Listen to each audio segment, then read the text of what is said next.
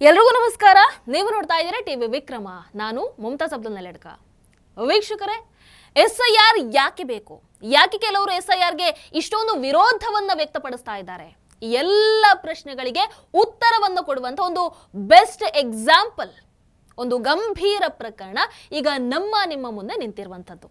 ಒಂದು ಕಡೆ ರಾಮಾಯಣದ ಬಗ್ಗೆ ವಿವಾದಾತ್ಮಕ ಹೇಳಿಕೆಯನ್ನು ಕೊಟ್ಟು ಕೋರ್ಟ್ ಅಂಗಳಕ್ಕೆ ತಲುಪಿರುವಂತಹ ಪ್ರಕರಣ, ಮತ್ತೊಂದು ಕಡೆ ಧರ್ಮಸ್ಥಳ ಪ್ರಕರಣದಲ್ಲಿ ಹೆಸರು ಕೇಳಿ ಬರ್ತಾ ಇರುವಂತಹ ಆರೋಪ, ಈಗ ಅದರ ಜೊತೆಗೆ 4 ವೋಟರ್ ಐಡಿಗಳನ್ನ ಹೊಂದಿದ್ದಾರೆ ಅನ್ನುವಂತಹ ಒಂದು ಗಂಭೀರ ಆರೋಪ. ಎಸ್ ವೀಕ್ಷಕರೇ, ನಟ ಪ್ರಕಾಶ್ ರಾಜ್ ಈಗ ಒಂದಲ್ಲ ಎರಡಲ್ಲ ಮೂರು ಕಾನೂನು ಸಂಕಷ್ಟಗಳ ಮಧ್ಯ ಸಿಕ್ಕಾಕೊಂಡಿದ್ದಾರೆ ಅಂತಂದ್ರೆ ಖಂಡಿತವಾಗ್ಲೂ ತಪ್ಪಾಗಲ್ಲ. ಪ್ರಕಾಶ್ ರಾಜ್ ಹೆಸರು ಅಫ್ಕೋರ್ಸ್ ಪ್ರತಿದಿನ ಈಗ ಕೇಳ್ತಾನೆ ಇರ್ತೀರ, ಒಂದಲ್ಲ ಒಂದು ವಿವಾದಗಳಲ್ಲಿ ಅವರ ಹೆಸರು ತಗಲಾಕೊಳ್ತಾನೆ ಇರತ್ತೆ. ಈಗ 4 ವೋಟರ್ ಐಡಿ ವಿಚಾರದಲ್ಲಿ ಅವರ ಹೆಸರು ಕೇಳಿ ಬರ್ತಾ ಇರುವಂತದ್ದು. ಯಾವ ಕ್ಷಣದಲ್ಲಿ ಬೇಕಾದ್ರೂ ಬಂಧನ ಆಗುವಂತಹ ಸಾಧ್ಯತೆಗಳು ಇದಾವೆ ಅನ್ನುವಂತಹ ಮಾತುಗಳು ಇದೆ. ಸೊ ಏನಾಗ್ತಾ ಇದೆ, ಏನಾಗಿದೆ ಎಲ್ಲವನ್ನು ಕೂಡ ಒಂದೊಂದಾಗಿ ನೋಡ್ತಾ ಹೋಗೋಣ ವೀಕ್ಷಕರೇ. ಕೆಲವು ತಿಂಗಳ ಹಿಂದೆ ಕೇರಳ ಸಾಹಿತ್ಯ ಉತ್ಸವದ ವೇದಿಕೆಯಲ್ಲಿ ಕೂತ್ಕೊಂಡು ಪ್ರಕಾಶ್ ರಾಜ್ ಮಾತಾಡ್ತಾ ಹಿಂದೂಗಳ ಭಾವನೆಗೆ ಧಕ್ಕೆ ಉಂಟು ಮಾಡೋ ಹಾಗೆ ರಾಮಾಯಣದ ಬಗ್ಗೆ ಒಂದು ವಿವಾದಾತ್ಮಕ ಹೇಳಿಕೆಯನ್ನು ಕೊಡ್ತಾರೆ. ಏನ್ ಹೇಳ್ತಾರೆ? ಪ್ರಭು ಶ್ರೀರಾಮ ಹಾಗೆ ಲಕ್ಷ್ಮಣ ಉತ್ತರ ಭಾರತದಿಂದ ವಲಸೆ ಬಂದಂತಹ ಕಾರ್ಮಿಕರು. ಅವರು ದಕ್ಷಿಣ ಭಾರತದ ಒಂದು ಜಮೀನಿಗೆ ಪ್ರವೇಶ ಮಾಡಿ ಅಲ್ಲಿನ ಹಣ್ಣನ್ನ ಕದ್ದು ತಿಂತಾರೆ. ಆ ಸಮಯದಲ್ಲಿ ಅವರು ತೋಟದ ಮಾಲೀಕ ರಾವಣನ ಜೊತೆಗೆ ಜಗಳ ಆಡ್ತಾರೆ. ಈ ರೀತಿಯಾದಂತಹ ಒಂದಷ್ಟು ಹೇಳಿಕೆಯನ್ನು ಕೊಡೋ ಮೂಲಕ ಹಿಂದೂಗಳ ನಂಬಿಕೆಯನ್ನು ಒಂಥರ ಅಪಹಾಸ್ಯ ಮಾಡ್ತಾರೆ. ಇದಾದ ನಂತರ ಬಹಳಷ್ಟು ವಿರೋಧಗಳು ವ್ಯಕ್ತ ಆದವು. ಕೊನೆಗೆ ತಿರುಮಲ ತಿರುಪತಿ ದೇವಸ್ಥಾನದ ಸದಸ್ಯ, ಅದೇ ರೀತಿ ಪ್ರಮುಖ ಹಿಂದೂ ಮುಖಂಡರಾಗಿರುವಂತಹ ಜಿ ಭಾನುಪ್ರಕಾಶ್ ರೆಡ್ಡಿ ಅವರು ಏಪ್ರಿಲ್ 17ನೇ ತಾರೀಕು ಈ ಒಂದು ವಿಡಿಯೋವನ್ನ ನೋಡಿ ತಿರುಪತಿಯ ಸ್ಥಳೀಯ ಪೊಲೀಸ್ ಠಾಣೆಯಲ್ಲಿ ದೂರು ದಾಖಲು ಮಾಡ್ತಾರೆ. ಬಟ್ ದೂರು ದಾಖಲಾಗಿ ತಿಂಗಳುಗಳೇ ಕಳೆದ್ರೂ ಕೂಡ ಸ್ಥಳೀಯ ಪೊಲೀಸರು ಯಾವುದೇ ಸೂಕ್ತ ಕಾನೂನು ಕ್ರಮವನ್ನ ಕೈಗೊಳ್ಳಿಲ್ಲ. ಅಂದ್ರೆ FIR ದಾಖಲಿಸೋದ್ರಿಂದ ಹಿಡಿದು ತನಿಖೆ ಆರಂಭಿಸೋವರೆಗೂ ಯಾವುದೇ ಬೆಳವಣಿಗೆ ಆಗಿರಲಿಲ್ಲ. ಕೊನೆಗೆ ಇದನ್ನ ಹೀಗೆ ಬಿಟ್ರೆ ಏನೇನೂ ಆಗಲ್ಲ ಅಂತ ಅರಿತು ಭಾನುಪ್ರಕಾಶ್ ರೆಡ್ಡಿ ಅವರು ನೇರವಾಗಿ ನ್ಯಾಯಾಲಯದ ಮೊರೆ ಹೋಗ್ತಾರೆ. ನ್ಯಾಯಾಲಯದಲ್ಲಿ ಪ್ರಕಾಶ್ ರಾಜ್ ವಿರುದ್ಧ ಕ್ರಿಮಿನಲ್ ಮೊಕದ್ದಮೆಯನ್ನು ಹೂಡ್ತಾರೆ. ಹಾಗಾಗಿ ಒಂದು ಕಡೆ ಪ್ರಭು ಶ್ರೀರಾಮರನ್ನ ಅವಹೇಳನ ಮಾಡಿದಂತಹ, ಹಿಂದೂ ಭಾವನೆಗಳಿಗೆ ಧಕ್ಕೆ ಉಂಟು ಮಾಡಿದಂತಹ ಪ್ರಕರಣ ಕೋರ್ಟ್ ಅಂಗಳಕ್ಕೆ ತಲುಪಿರುವಂಥದ್ದು. ಸೊ ಮುಂದಿನ ದಿನಗಳಲ್ಲಿ ಈ ವಿಚಾರ ಯಾವ ತಿರುವನ್ನ ಬೇಕಾದ್ರೂ ಪಡಿಬಹುದು. ಇಲ್ಲಿ ಕಾನೂನಿನ ಸಂಕಷ್ಟಗಳನ್ನ ಪ್ರಕಾಶ್ ರಾಜ್ ಎದುರಿಸಬೇಕಾಗಬಹುದು. ಇದು ಒಂದು ಕಡೆ ಆದ್ರೆ, ಮತ್ತೊಂದು ಕಡೆ ನಿಮಗೆ ಗೊತ್ತಿರುವಂಥದ್ದು ಧರ್ಮಸ್ಥಳ ಪ್ರಕರಣ. ಆರೋಪಿ ಚಿನ್ನಯ್ಯ ಕರ್ನಾಟಕ ಹೈಕೋರ್ಟ್ ಮೊರೆ ಹೋಗ್ತಾರೆ. SIT ಅಂತಿಮ ವರದಿ ಸಲ್ಲಿಸಿಲ್ಲ ಅಂತ ಆರೋಪವನ್ನ ಮಾಡಿದಂತಹ ಚಿನ್ನಯ್ಯ ತನಿಖೆಯನ್ನ ಆದಷ್ಟು ಬೇಗ ಪೂರ್ಣಗೊಳಿಸಿ ಅಂತಿಮ ವರದಿಯನ್ನು ಸಲ್ಲಿಸೋದಕ್ಕೆ SITಗೆ ನಿರ್ದೇಶನವನ್ನು ಕೊಡಬೇಕು ಅಂತ ನ್ಯಾಯಾಲಯವನ್ನು ಕೋರ್ತಾರೆ. ಇದಕ್ಕೂ ಮುಖ್ಯವಾಗಿ ಅಲ್ಲಿ ಒಂದಷ್ಟು ಶಾಕಿಂಗ್ ವಿಚಾರಗಳನ್ನು ಹೊರಹಾಕ್ತಾರೆ. ಏನು? ಚಿನ್ನಯ್ಯ ಹೇಳೋ ಪ್ರಕಾರ ಗಿರೀಶ್ ಮಟ್ಟಣ್ಣನವರ್ ಪ್ರಕಾಶ್ ರಾಜ್ ಅವರಿಗೆ ಕಾಲ್ ಮಾಡಿ ಮೊಬೈಲ್ ಅನ್ನು ಚಿನ್ನಯ್ಯನವರ ಕೈಗೆ ಕೊಡ್ತಾರೆ.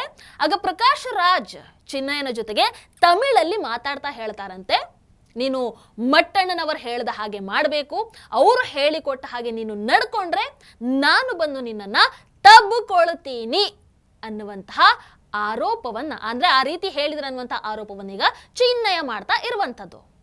ಅದಕ್ಕೆ ಸರಿಯಾಗಿ ಪ್ರಕಾಶ್ ರಾಜ್ ಪತ್ರಿಕಾಗೋಷ್ಠಿ ಕರೀತಾರೆ. ಆ ಕರೆದಂತಹ ಸಂದರ್ಭದಲ್ಲೂ ಅಷ್ಟೇ, ಹೌದು ಚಿನ್ನಯ್ಯನ ಜೊತೆಗೆ ನಾನು ಮಾತನಾಡಿದ್ದು ಹೌದು ಅನ್ನುವಂತಹ ಸತ್ಯವನ್ನ ಕೂಡ ಪ್ರಕಾಶ್ ರಾಜ್ ಒಪ್ಕೊಳ್ತಾರೆ.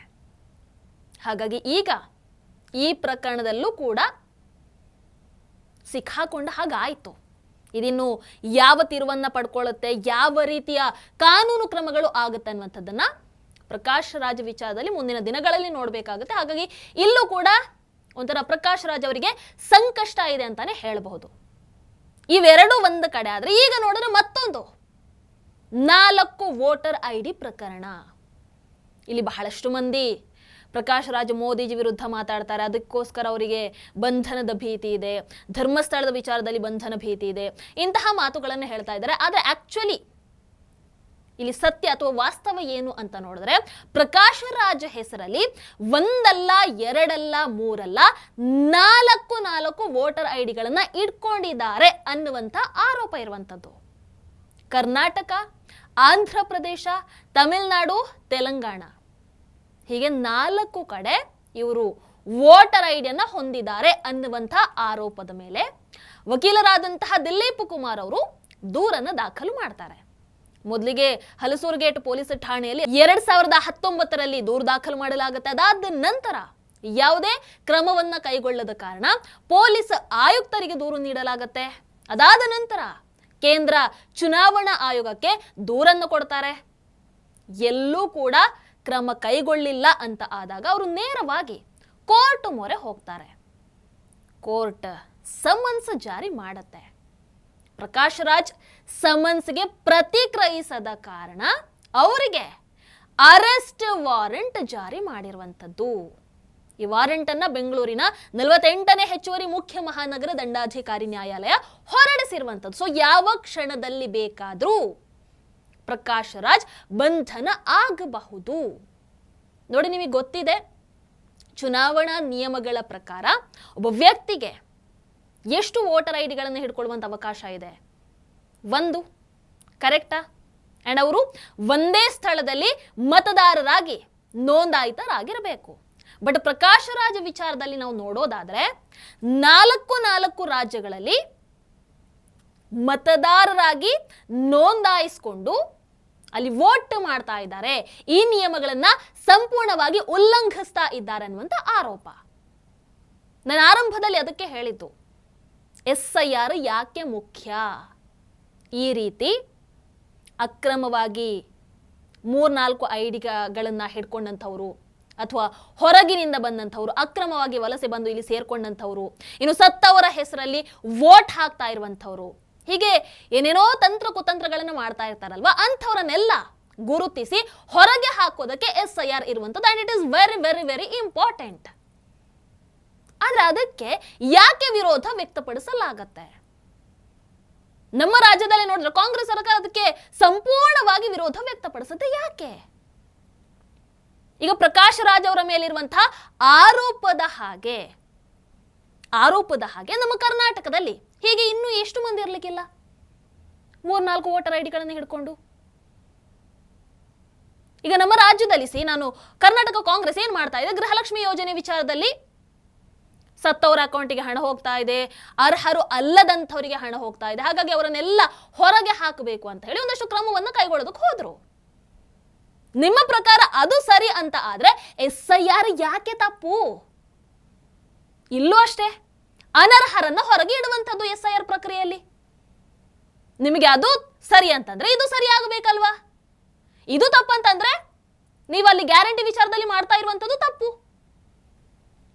ಇನ್ನು ದಿನ ಬೆಳಗಾದ್ರೆ RSS ಬಗ್ಗೆ ಒಂದಷ್ಟು ಮಂದಿಗೆ ಮಾತನಾಡೋದಕ್ಕಾಗತ್ತೆ. ಬಟ್ ಇಂತಹ ವಿಚಾರದಲ್ಲಿ ಕ್ರಮವನ್ನ ಕೈಗೊಳ್ಳೋದಕ್ಕಾಗತ್ತಾ? ಇಂತಹ ಒಳ್ಳೆ ಕೆಲಸವನ್ನ ಯಾಕೆ ಮಾಡ್ತಾರಲ್ವಾ? ಹಾಗೆ ಮಾಡಿದ್ರೆ ನಷ್ಟ ತಮಗೆ ಅಲ್ವಾ ಆಗೋದು?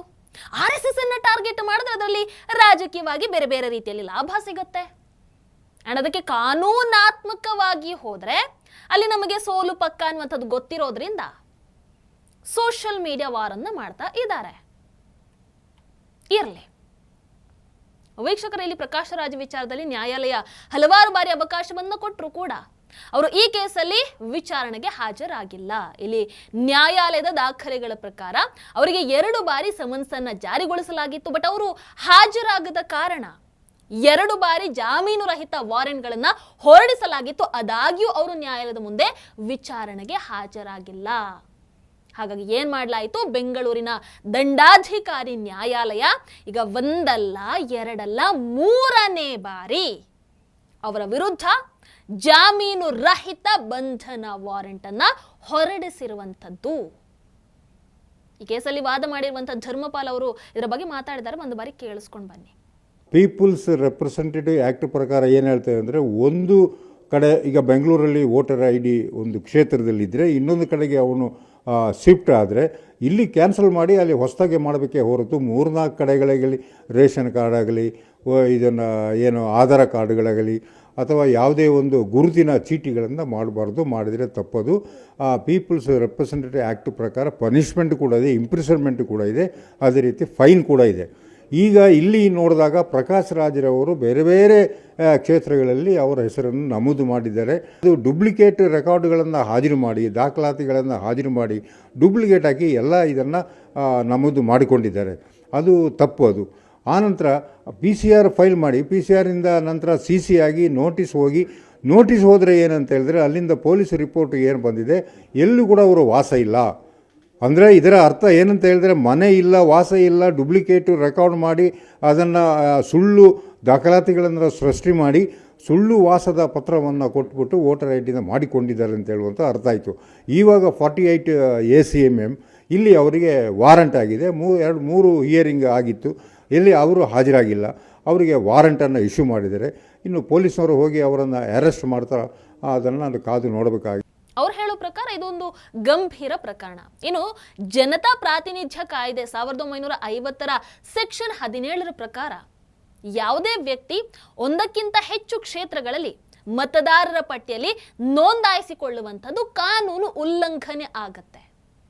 ಉದ್ದೇಶಪೂರ್ವಕವಾಗಿ ಸುಳ್ಳು ಹೇಳಿ ಅಥವಾ ಮಾಹಿತಿಯನ್ನು ಮುಚ್ಚಿಟ್ಟು ಅಥವಾ ತಪ್ಪು ಮಾಹಿತಿಗಳನ್ನು ಕೊಟ್ಟು ಒಂದಕ್ಕಿಂತ ಜಾಸ್ತಿ ವೋಟರ್ ID ಹಿಡ್ಕೊಳ್ಳುವಂಥದ್ದು ಸೆಕ್ಷನ್ 31ರ ಅಡಿಯಲ್ಲಿ. ಇದಕ್ಕೆ 1 ವರ್ಷದವರೆಗೆ ಜೈಲು ಶಿಕ್ಷೆ ಅಥವಾ ದಂಡ ಅಥವಾ ಎರಡನ್ನ ಕೂಡ ವಿಧಿಸುವಂಥದ್ದಕ್ಕೆ ಅವಕಾಶ ಇರುತ್ತೆ. ಹಾಗಾಗಿ ಈಗ ಪ್ರಕಾಶ್ ರಾಜ್ ವಿಚಾರದಲ್ಲಿ ಈ ಪ್ರಕರಣದಲ್ಲಿ ವಿಚಾರಣೆಗೆ ಸಂಬಂಧಿಸಿ ಅವರನ್ನ ನ್ಯಾಯಾಲಯದ ಮುಂದೆ ಹಾಜರುಪಡಿಸಬೇಕು ಅಂತ ಸಂಬಂಧಿತ ಅಧಿಕಾರಿಗಳಿಗೆ ನ್ಯಾಯಾಲಯ ನಿರ್ದೇಶನವನ್ನ ನೀಡಿದೆ.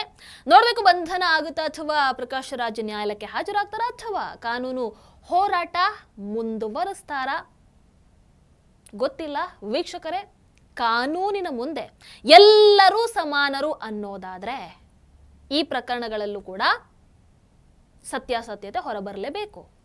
ಈ ಕಾನೂನಿನ ಬಗ್ಗೆ ಮಾತನಾಡುವಂಥವ್ರು, ವ್ಯವಸ್ಥೆಯ ಬಗ್ಗೆ ಪ್ರಶ್ನೆಯನ್ನು ಎತ್ತುವಂಥವ್ರು, ಪಾರದರ್ಶಕತೆ ಬಗ್ಗೆ ಭಾಷಣ ಮಾಡುವಂಥವ್ರು, ಟ್ವೀಟ್ ಮಾಡುವಂಥವ್ರು, ಪೋಸ್ಟ್ ಹಾಕುವಂಥವ್ರು, ಅಂಥವ್ರ ಮೇಲೆ ಈಗ ಇಂಥ ಗಂಭೀರ ಆರೋಪಗಳು ಕೇಳಿ ಬರ್ತಾ ಇರುವಂಥದ್ದು ಸಾಕಷ್ಟು ಪ್ರಶ್ನೆಗಳನ್ನಂತೂ ಹುಟ್ಟು ಹಾಕ್ತಾ ಇದೆ. 4 ವೋಟರ್ ID ಆರೋಪದ ಸತ್ಯ ಏನು? ನ್ಯಾಯಾಲಯದ ವಾರೆಂಟ್ ನಂತರ ಮುಂದಿನ ನಡೆ ಏನು? ಧರ್ಮಸ್ಥಳ, ಅದೇ ರೀತಿ ರಾಮಾಯಣ ವಿವಾದ ಪ್ರಕರಣ ಈಗ ಯಾವ ತಿರುವನ್ನ ಪಡ್ಕೊಳ್ಳುತ್ತೆ? ಇದಕ್ಕೆ ಉತ್ತರವನ್ನು ಕೊಡಬೇಕಾಗಿರುವಂಥದ್ದು ಸೋಷಿಯಲ್ ಮೀಡಿಯಾನೂ ಅಲ್ಲ, ರಾಜಕೀಯ ಪಕ್ಷಗಳು ಅಲ್ಲ, ಕಾನೂನು, ಅದೇ ರೀತಿ ನ್ಯಾಯಾಲಯ. ಪ್ರಕಾಶ್ ರಾಜ್ ಅವರು ಈ ಹೋರಾಟದಿಂದ ಹೊರಬರ್ತಾರ ಅಥವಾ ಇನ್ನಷ್ಟು ಸಂಕಷ್ಟಗಳನ್ನ ಎದುರಿಸ್ತಾರ, ಜೈಲಿಗೆ ಹೋಗ್ತಾರಾ? ಎಲ್ಲವನ್ನು ಕೂಡ ಕಾದು ನೋಡಬೇಕಾಗತ್ತೆ. ನಿಮ್ಮ ಅನಿಸಿಕೆಯನ್ನು ಕಮೆಂಟ್ ಮಾಡಿ. ನಮಸ್ಕಾರ. ಟಿವಿ ವಿಕ್ರಮ, ದೇಶ ನಿಮ್ಮ ಕೈಯಲ್ಲಿ. ಈ ಕಾರ್ಯಕ್ರಮ ನಿಮಗೆ ಇಷ್ಟ ಆಗಿದ್ದಲ್ಲಿ ಲೈಕ್, ಶೇರ್ ಹಾಗೂ ಕಮೆಂಟ್ ಮಾಡಿ. ಟಿವಿ ವಿಕ್ರಮದ ಕಾರ್ಯಕ್ರಮಗಳನ್ನು ನಿರಂತರವಾಗಿ ವೀಕ್ಷಿಸಲು ಸಬ್ಸ್ಕ್ರೈಬ್ ಮಾಡಿ, ಬೆಲ್ ಐಕನ್ ಒತ್ತಿ.